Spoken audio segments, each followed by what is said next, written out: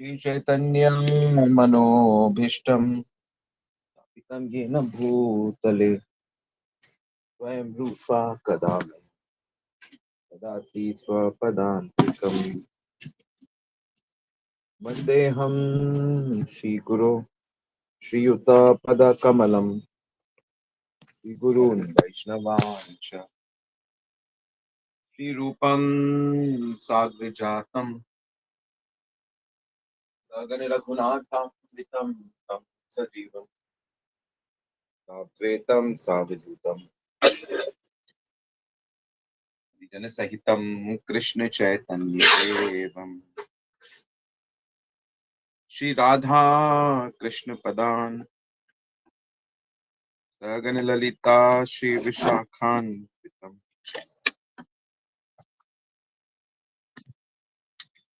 जय श्री कृष्ण चैतन्य प्रभु नित्यानंद श्री अद्वैत गदाधर शिवासादि गौर भक्त वृंद। हरे कृष्णा कृष्णा कृष्णा हरे हरे हरे राम राम राम हरे हरे। हरे कृष्णा। सभी का बहुत बहुत स्वागत है। श्री चैतन्य महाप्रभु की शिक्षामृत हम डिस्कस कर रहे हैं। तो हमने ये चर्चा की थी कि भक्ति दो तरीके से प्राप्त हो सकती है। एक क्रम के साथ हम आगे बढ़े, क्रम उन्नति, या आकस्मिक अचानक कैसे भी करके भक्ति हमारे जीवन में आ सकती है। तो कृष्ण की कृपा हो जाए, साधु की कृपा हो जाए, या पहले किसी प्रकार की कोई साधना का फल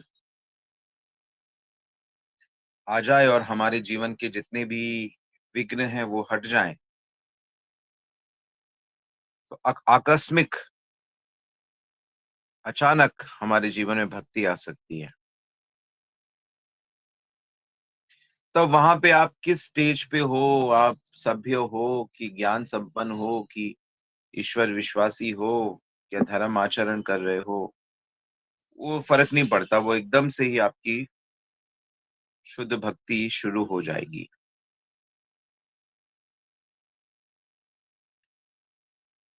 क्योंकि किसके जीवन में कहाँ पे कब क्या होना है, ये तो श्री कृष्ण की अल्टीमेट इच्छा होती ही है। श्री कृष्ण की इच्छा ही मूल कारण होता है। वहां पे हम किसी प्रकार का लॉजिक या तर्क नहीं दे सकते, क्योंकि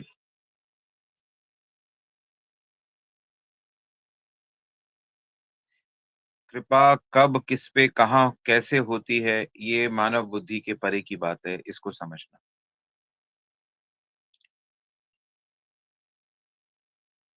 क्योंकि जैसे कि भागवत में हम देखते हैं कि एक एक एक शिकारी था, व्याध, जो बहुत ही गंदा जीवन जीता था। वो पशुओं को न सिर्फ मारता था बल्कि अधमरा मारता था, आधा मार के छोड़ देता था।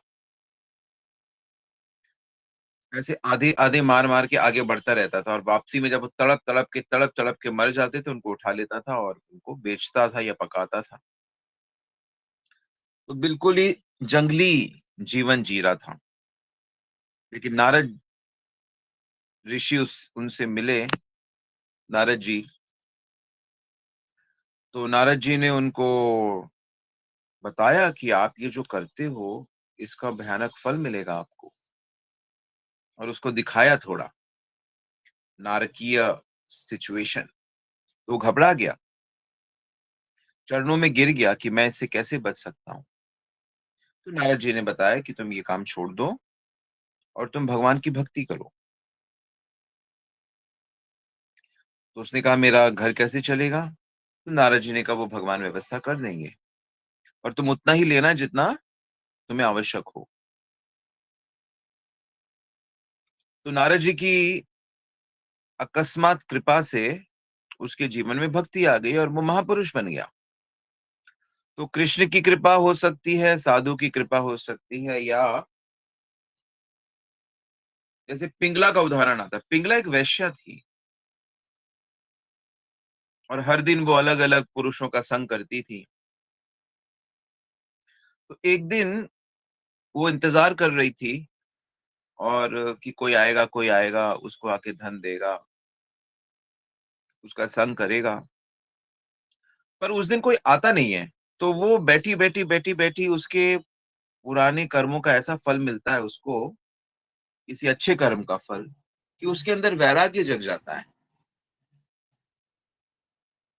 और वो सोचती है कि अगर इतनी ही आशा मैंने भगवान कृष्ण से लगा रखी होती, तो मेरा कितना कल्याण होता।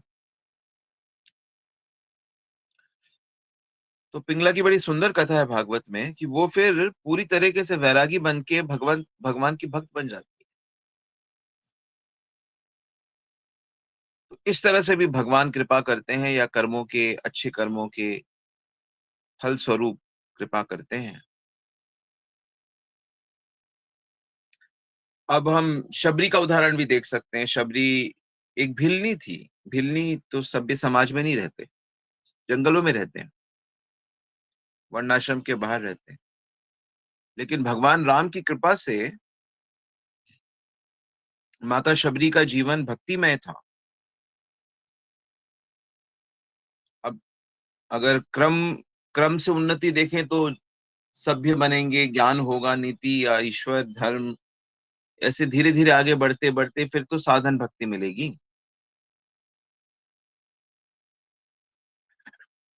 लेकिन शबरी जी के चरित्र को पढ़ने से तो ऐसा लगता है कि उनके जीवन में सारी नैतिकता थी, सारे गुण थे, सारे देवताओं के गुण उनके भीतर थे। तो किसके ऊपर कब कृपा होती है, ये तो कोई विरले ही होते हैं।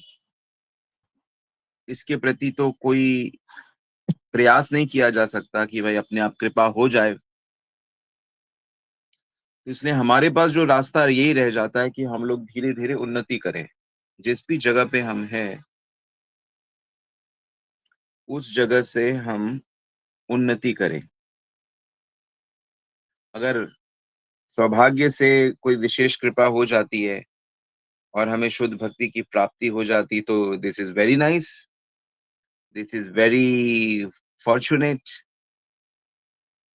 बड़ी उत्तम बात है। लेकिन हमारे लिए कर्तव्य ये है कि हम लोग क्रम से उन्नति करें। क्रम क्रम उन्नति का पथ हम लोग पकड़ें।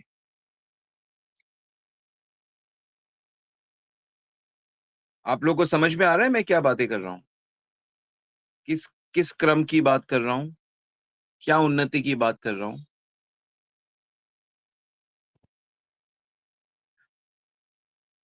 मैंने कल बताया था ना, पशुओं की अवस्था और फिर जंगली मनुष्यों की अवस्था और फिर सभ्य बनते हैं, फिर ज्ञान संपन्न होते हैं, फिर नीति को स्वीकार करते हैं, फिर ईश्वर पे विश्वास करते हैं, धर्म का आचरण करते हैं, फिर भोग, मोक्ष और सिद्धि में नहीं फँसते हैं, तो फिर से कृष्ण भक्ति में आते हैं। फिर उसमें साधन भक्ति, राग भक्ति और प्रेम भक्ति की सीढ़ियाँ चढ़ते हैं। ये क्रम उन्नति है। तो अब आप देखिए कि आप इस समय कौन से स्थिति में हो? क्योंकि क्रम उन्नति भक्ति तक अगर करनी है, तो आपको जिस भी अवस्था में हो, उस अवस्था से ऊपर की अवस्था में जाना पड़ेगा और विशेष मेहनत करनी पड़ेगी, विशेष मेहनत करनी पड़ेगी। अपनी जिस स्थिति में आप हो, जिस मानसिक स्थिति में आप हो,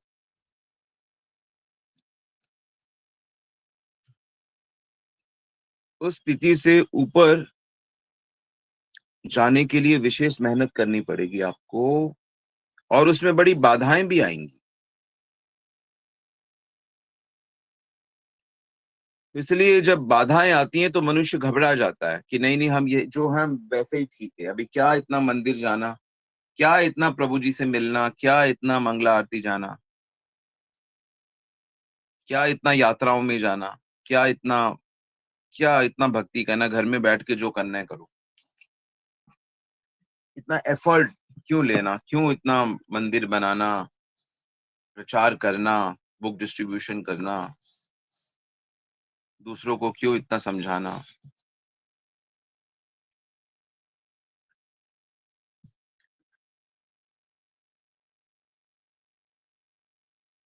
तो पहले तो अपनी अवस्था को ठीक से समझना पड़ेगा कि मैं मेरी स्थिति क्या है? मेरे जीवन में कौन-सी चीज़ें हैं जो जो मैं करता ही हूँ, कौन-सी चीज़ें जो मैं नहीं करता, मेरी निष्ठा कैसी है, मैं ईश्वर को कैसे देखता हूँ, मैं साधुओं को कैसे देखता हूँ, मेरे जीवन में गुरु हैं, वैष्णव हैं, क्या है मेरे जीवन में? तो उससे ना मोटा-मोटा आपको समझ में आएगा कि आपकी स्थिति क्या है, मैं क्या चाहता हूँ? क्या मैं धन चाहता हूँ? क्या मैं स्त्री भोग चाहता हूँ? क्या मैं बड़ा बनना चाहता हूँ? या क्या मैं कई तरह की सिद्धियाँ चाहता हूँ? या मैं सभी दुखों से बचना चाहता हूँ? या मैं अपना नाम कमाना चाहता हूँ? मैं चाहता क्या हूँ?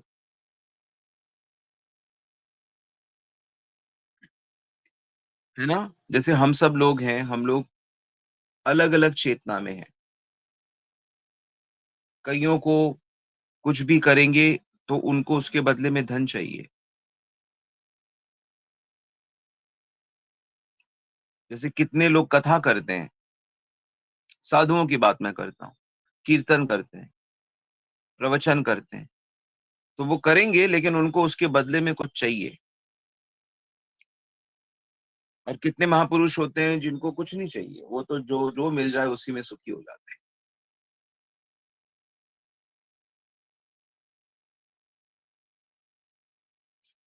तो इसी प्रकार बहुत से लोग इस तरह से फंसे हुए हैं।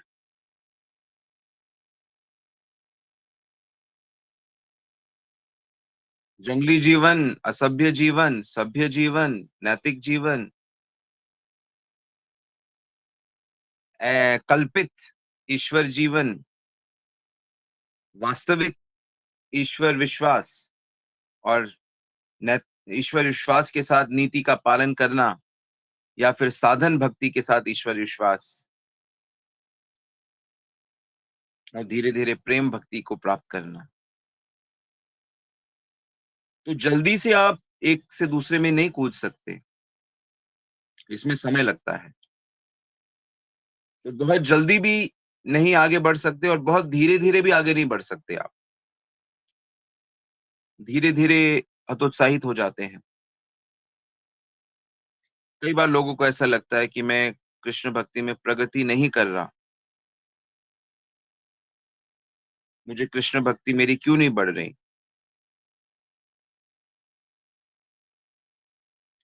तो उसका एकमात्र कारण ये है, किसी को लगता है कि मेरी भक्ति नहीं बढ़ रही?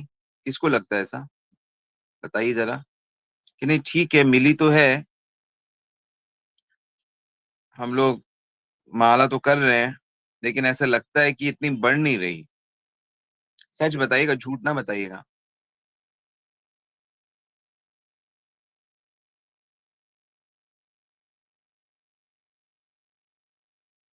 तो इसका मतलब है कि क्यों भक्ति नहीं बढ़ रही, इसका मतलब है कि आप अधिक चेष्टा नहीं कर रहे हैं।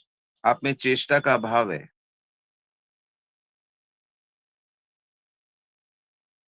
आप जिस अवस्था में हो, उस अवस्था की कई चीज़ों से आपका बहुत ज़्यादा लगाव है। इसीलिए वो लगाव आपको उस स्थिति तक रख रहा है। वो धन हो सकता है, वो आराम हो सकता है, वो अपना घर हो सकता है, वो गुरु नहीं है जीवन में, गुरु के प्रति शरणागति नहीं है, ये हो सकता है। विश्वास की कमी, कुछ ना कुछ मतलब चीज़ें हैं ऐसी, जो हमको रोके हुए हैं।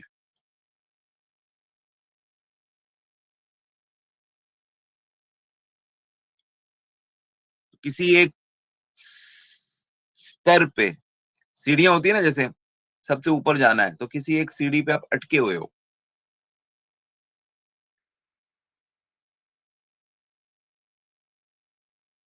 कई लोगों की अपने फैमिली ज़िम्मेदारियों में इतनी निष्ठा होती है, अपने पूजा-पाठ में इतनी निष्ठा होती है कि वो उसी में रहते हैं बस। उनको भाव की, प्रेम की ज़रूरत लगती ही नहीं है, इसलिए वो उसके प्रति उदासीन रहते हैं। अब जैसे हम लोग साधु हैं, मैं अपना अगर जीवन बताऊँ, तो मैं इतना ट्रैवल करता हूँ और कितने लोगों से मिलता हूँ, लेकिन मुझे ऐसे लोग मिले नहीं अभी तक, जो मुझसे पूछें कि महाराज आपका सिद्धांत क्या है? मुझे बताइए ज़रा। हम जानना चाहते हैं, ईश्वर के बारे में आपको क्या ज्ञान है? बताइए आप हमें, हम सुनना चाहते हैं, समझाइए। मुझे नहीं मिले ऐसे लोग, होंगे तो ज़रूर। ईश्वर कौन है? कहाँ है? कैसे मिलेगा? कोई नहीं पूछता। आए हैं, सत्संग कर रहे हैं, वो सत्संग से उठ के भी चले जाते हैं लोग। कॉपी पेन तो मैं बोल-बोल के अभी आप लोगों को बोलता रहता हूँ, और सत्संग में बोलूँगा तो कौन कहाँ से कॉपी लाएगा?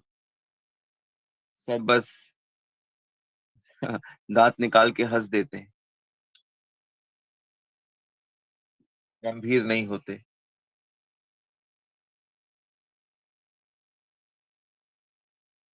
बड़ा मुश्किल है। इसलिए मैं अब कार्यक्रमों में भी नहीं जाता, किसी के बर्थडे में, किसी के उसमें, क्योंकि कोई फ़ायदा नहीं होता वहाँ जाकर। वहाँ जाकर जब सुनने वाला ही गंभीर नहीं है, तो भक्त कैसे बनेगा? तो जो भक्ति के लिए कार्यक्रम करवा रहा है, वही वही मैं जाता हूँ।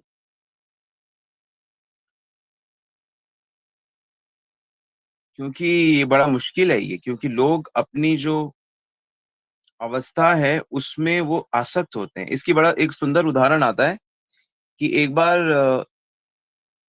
किसी कारणवश इंद्र को शाप मिलता है, देवराज इंद्र को शाप मिलता है, तो वो सूअर बन जाता है। सूअर बन जाता है तो गंदगी में रहना होता है, कीचड़ में रहना होता है, नाली में रहना होता है। तो ब्रह्मा जी देखते हैं कि बहुत दिन हो गए, इंद्रासन खाली पड़ा है, तो व्यवस्था इतनी ठीक नहीं चल रही है। तो इंद्र कहाँ गया? इंद्र को मैं लेके आता हूँ। तो देखते हैं कि ये तो शाप मिला है और ये सूअर बना हुआ है। तो इंद्र से मिलने जाते हैं ब्रह्मा जी, और ब्रह्मा जी कहते हैं कि अरे अरे सुनो, तुम इंद्र हो, छोड़ो अपना ये शरीर, इंद्रासन में चलो, वहां तुम्हें व्यवस्था करनी है सब। तो इंद्र सूअर होता है, उसकी पत्नी होती है एक सुअरी, और उसके 4-5 बच्चे होते हैं। कहता है नहीं नहीं, मैं यही ठीक हूँ, मुझे कहीं स्वर्ग वर्ग नहीं जाना, मैं इनके साथ यहीं कीचड़ में, गंदगी में ठीक हूँ, मेरे लिए यही जीवन है। भैया आप कौन है? आप जाइए यहाँ से। तो ब्रह्मा जी के बहुत समझाने पे भी इंद्र को समझ ही नहीं आता है, क्योंकि वो तो उस शरीर में, ये माया का ये प्रभाव होता है कि हमें जो शरीर प्राप्त होता है ना, जैसे अभी हम लोगों को मानव शरीर है, किसी को पुरुष का, स्त्री का, बालक का, तो ऐसे ही इतनी सारी आत्माओं को, किसी को चींटी का, सूअर का, चूहे का, है ना, नाना प्रकार की योनियां सबको प्राप्त है। तो उनको ना वो योनि ही परफेक्ट लगती है कि नहीं, बस हम तो यही हैं, हम तो इसी में खुश हैं, हमें नहीं मरना। ऐसे यही माया है, यही माया की एक अजीब सी, कि हम अपने को इन शरीर ही समझते हैं। शरीर के सुख, संपत्ति, वैभव को ही हम रियलिटी मानते हैं। हम कृष्ण, भगवत धाम, आत्मा, इसको इतना रियल नहीं मानते। यही तो माया है।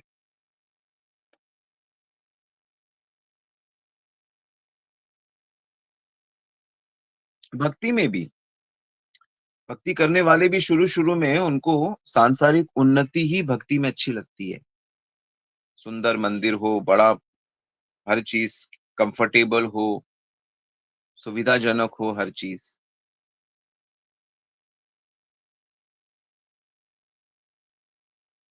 कष्ट नहीं सहना चाहते लोग। कथा, कीर्तन कथा और कीर्तन सबसे प्रमुख है भक्ति में। तो कथा और कीर्तन को अधिक से अधिक करना चाहिए, लेकिन लोग मैनेजमेंट करते रहते हैं, इवेंट्स करते रहते हैं, यात्राएँ करते रहते हैं, लेकिन उसमें जो कथा और कीर्तन है ना, उस पे जोर नहीं डालते। निस्वार्थ भाव से कथा कीर्तन पे जोर नहीं डालते, क्योंकि वो असली है ना, उसको पकड़ पाना ही बड़ा मुश्किल होता है। क्योंकि मनुष्य की जो आदतें हैं, वो उसी फफूंद में, ककून बोलते हैं ना अंग्रेजी में, वो अपने ही घरौंदे में फँसा हुआ है, अंदर से भी।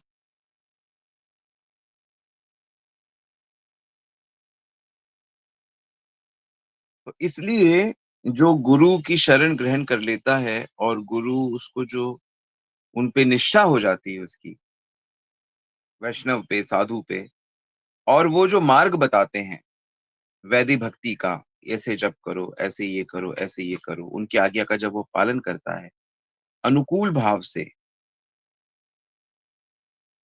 अनुकूल भाव से जब वो कृष्ण शरीर, मन, वाणी से भक्ति के नियमों का पालन करता है, आज्ञा में रह के, तब उन्नति करता है। तब उसका जो आंतरिक विवेक है वो जगने लगता है।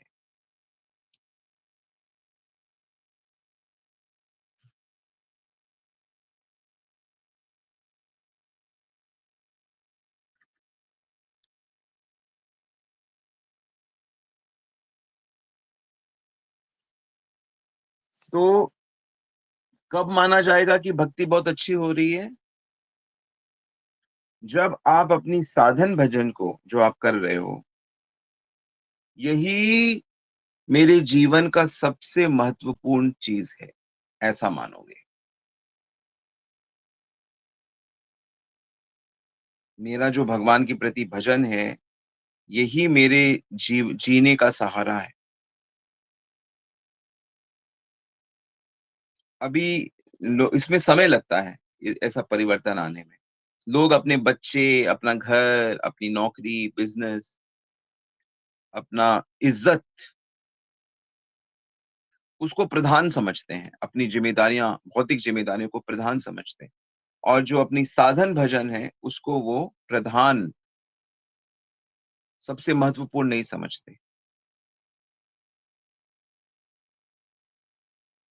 इसलिए वो प्रेम से अपना श्रवण कीर्तन स्मरण नहीं करते। इसीलिए उनके जीवन में श्रवण कीर्तन के पक्के नियम नहीं होते, और ना ही वो अपना जो वर्णाश्रम धर्म है उसको भी ठीक से करते हैं।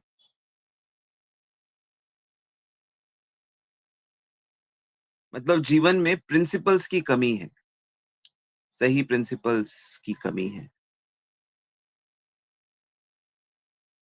तो इस बात पे आप लोग विचार करिए, इस पे ध्यान दीजिए कि जो भगवत भजन है ना, वो मेरे जीवन का, मेरे आज के दिन का, मेरे जिंदा रहने का सबसे महत्वपूर्ण कार्य बन जाना चाहिए। तब आप सही में स्थित हो चुके हो, तब आप साधक बन चुके हो, तो आपको अतिशीघ्र ही प्रेम की प्राप्ति हो जाएगी। कैसे करना है इसको, इसकी चर्चा कल करेंगे। आज यहीं तक। कोई प्रश्न है तो आप पूछ सकते हैं। आशा करता हूँ महत्वपूर्ण बातें थी, समझ में आई।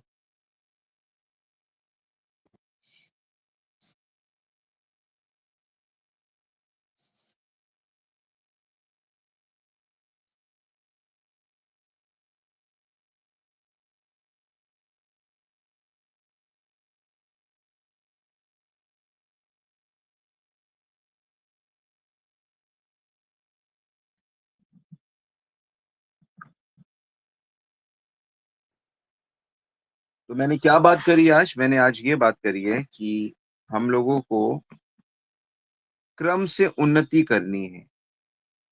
और क्रम से उन्नति कब होती है? जब हम अपने एफर्ट्स को बहुत अच्छे से करते हैं, बड़ी ईमानदारी से करते हैं, तो फिर हम उन्नति कर जाते हैं। और जो भक्ति है, वो हमारे जीवन का सबसे महत्वपूर्ण अंग बन जाता है। बाकी कमाना, धमाना, परिवार वगैरह वो सेकेंडरी बन जाता है। तो आप साधक भक्त बन गए, सही बन गए आप। पॉइंट समझ में आ गया सबको?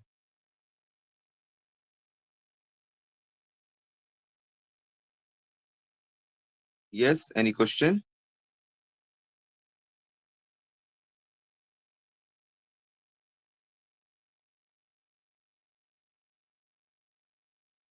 हरे कृष्ण प्रभु जी, धन्यवाद प्रणाम।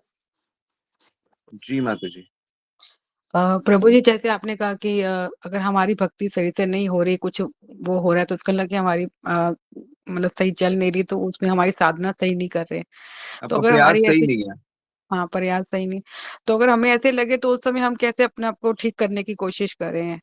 मतलब ये तो समझ में आ गया कि हमको याद ये रखने की भक्ति हमारी जिंदगी का सबसे पहला अंग है। इसको हमको अपने माइंड में रखना है बिल्कुल ही। तो बाकी चीजों, कई बार बाकी चीजें हावी हो जाती है, तो उस समय थोड़ा सा गड़बड़ हो जाता है। तो इसको हम कैसे अपने दिमाग में अपने रखें? टीचर तो से अगर आप, पूछिए कि मैं ये करती हूँ, मेरी क्या कमी हो रही है। जो आपके शिक्षा गुरु हैं या टीचर हैं जिनके अंडर में आप भक्ति करती हो, जी, वो आपको बता देंगे कि ये कमी है, इसे ठीक करो। जैसे मैंने देखा है लोगों को, एक तो वो ठीक से नियम का पालन नहीं करते। जैसे मेरे मेरे साथ ही बहुत सारे लोग भक्ति करते हैं, लेकिन मैं जो उन्हें कहता हूँ वो उसको ठीक से पालन नहीं करते। दूसरा, वो अपने मनमाने तरीके से ही व्यवहार करते हैं। वो किसी एक चीज को पकड़ लेते हैं और उसी चीज की चर्चा करते रहते हैं।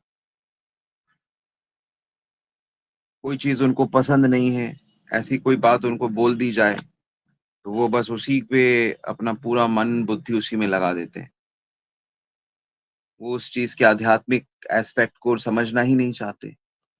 या उनके जीवन में मान लो कोई परेशानी आ गई, तो वो अपना सब छोड़-छाड़ के उस परेशानी को ही उसी में लग जाते हैं।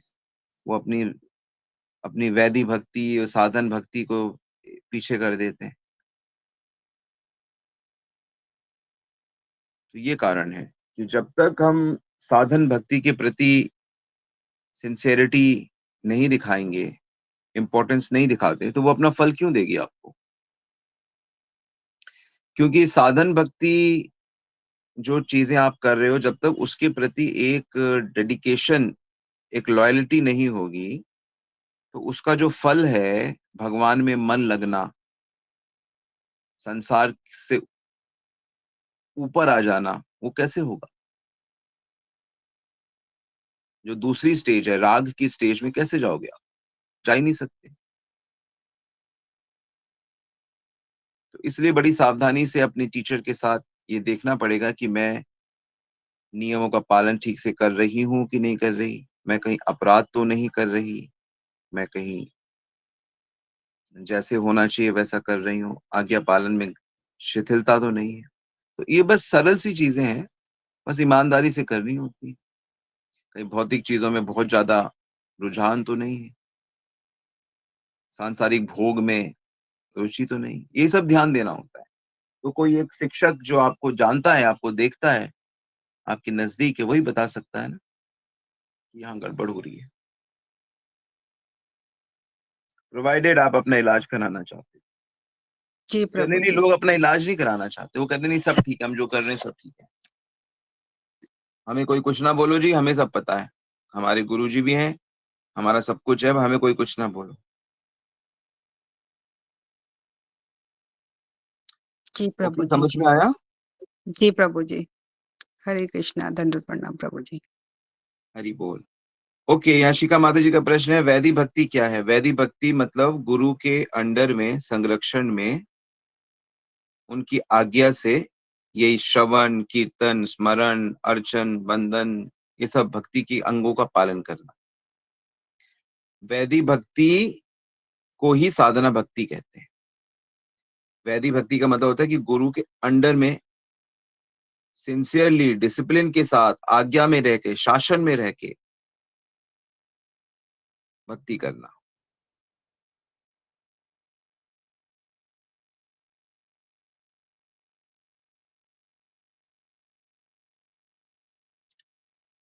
और जब यही अंदर से अनर्थ काफी मात्रा में साफ हो जाते हैं, गंदगी साफ हो जाती है, तो फिर राग हो जाता है। फिर गुरु जी की आज्ञा ऑटोमेटिकली होती है, क्योंकि लगाव हो गया ना, अब दिन भर भक्ति होती है 24 घंटे।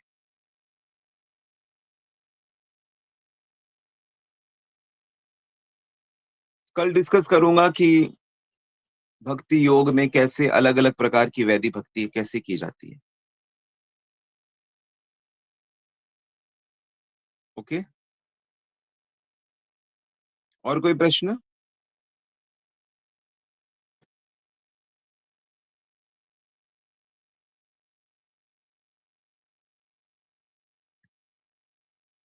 ऑलराइट, तो यहीं रुकते हैं आज। Thank you very much. Srila Prabhupada की जय, गुरु महाराज की जय।